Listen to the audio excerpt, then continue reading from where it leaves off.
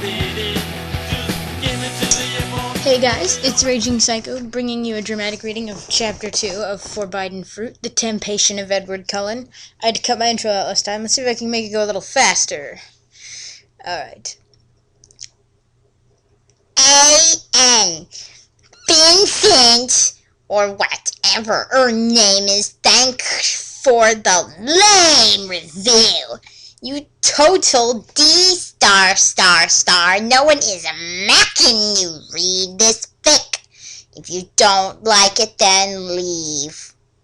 Clestal Zodiac and Brittany J. Thanks for the advice on my character, but she's not a Mary Sue. She's not perfect. Look, she has anger problems, and she looks the way she does for a reason. I will explain it as the story goes on. Chapter 2. Edward. The anger faded from my sapphire eyes. Whatever, I said sweatily. I didn't mean to yell and to be-ride.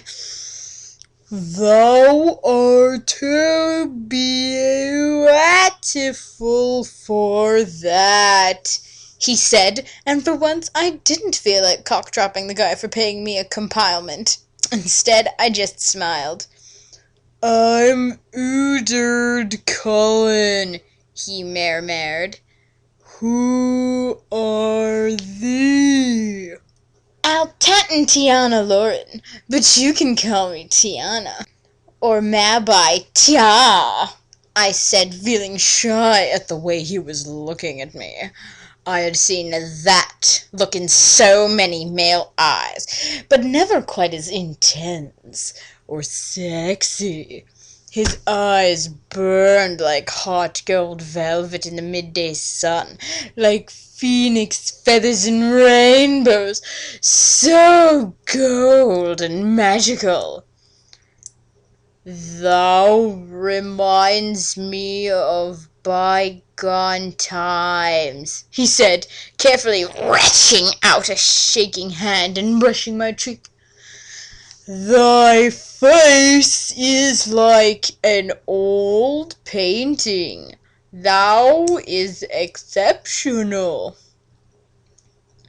You're not so shanky yourself, but I couldn't help noticing you have a frickin' goof, you ass. I saw Oo with her in the cafeteria. I notched his hand hard with my long black nails. Thee did notice me then? He purred with a sly grin. I was up against the wall with his face right close to me now. He wanted to sex me, I could tell. And suddenly, he was kissing me. I felt like my slim legs would break in half, and my heart expanded like a big balloon.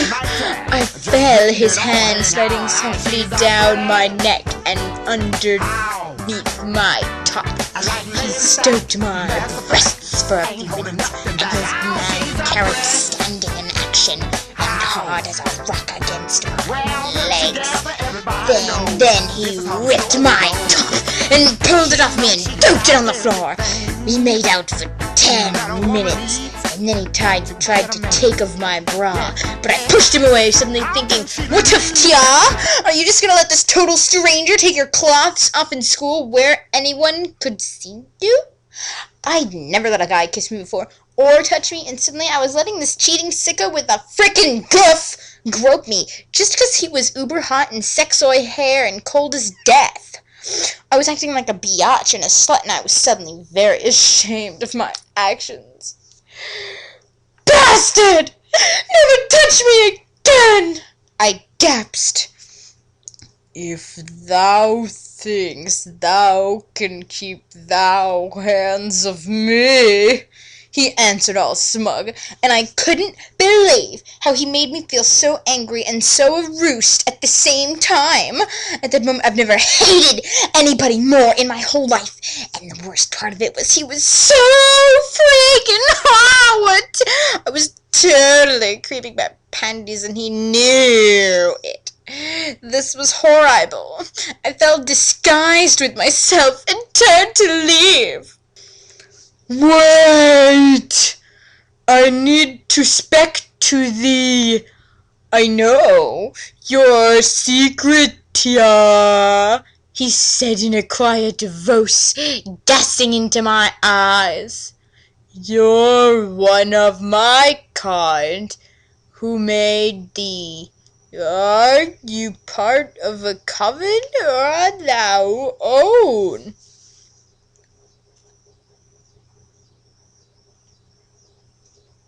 What is said sharply? Dude, you're insane, and you freaking smell! He didn't really smell, but I didn't know what else to say. Thy a vampire, Tia! A vampire! But why can't I read thou mind? I thought Bella was the only one, but here thou art! What does this mean? He punched the wall with his buckly fist and shouted, suddenly furious, and his eyes flickered red. I slapped him hard across the face and tried to leave, but he caught my waist. As I struggled and tried to hit him again, he caught my hand in mid-air and hammed me against the wall, where his hand had already made a huge dent in the wall. His face was blunt and right heavy in mine. My knee came up hard against his massive, throbbing giggle stick between his legs, and he drubbed over in pain.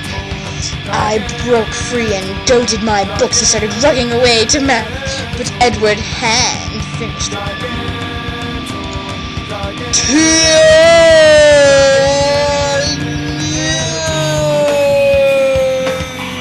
He screamed after me, tearing his shred of himself in fury and throwing it over my eyes. I lost my sight and was behind me, breathing into my ears.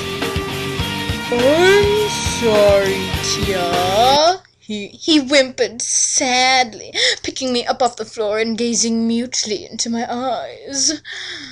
I didn't mean to rut thee. I'm so contemptuous. I apologize. This is just so weird. You're so frickin' weird, you mean? I snaped whitely as he lay on the floor, so howit and crying with his shirt off his pippling body. I wanted to forgive him for calling me a vampire. Vampire! I'd heard that one before, from preppy losers asking if I slept in a coffin and sucked blood like Lestat just 'cause I like eyeliner and listened to Linkin Park, and making fun of me and trying to force me against the wall and maybe plunder my crevices, but I didn't. I left him crying on the floor and went to find my class. As I entered math class, I suddenly dropped my box again, as a flashing pain burned in my left hand as my birthmark glinted gold for a second. No joke! Then I fell over. The pain was suddenly gone, and some weirdo blonde freak called Eric was helping me up and staring at me like a pervo rapist. I kicked him in the shoulder. Kung Fu, baby! As she stared longingly after me. In his frickin' dreams, I sat down at the back of the class, unable to think about anything but my weird encounter with Edward Cullen, wondering what it all could mean. And what do you think, please? R.N.R. Big shout out to my friend Abigail. Good luck for tomorrow. Did you see I put the man carrot thing in? Wow! Also, love to Tiffy and Rack. And Zassy baby, of course. Love you guys so much! Becky Mac. And this concludes Chapter 2.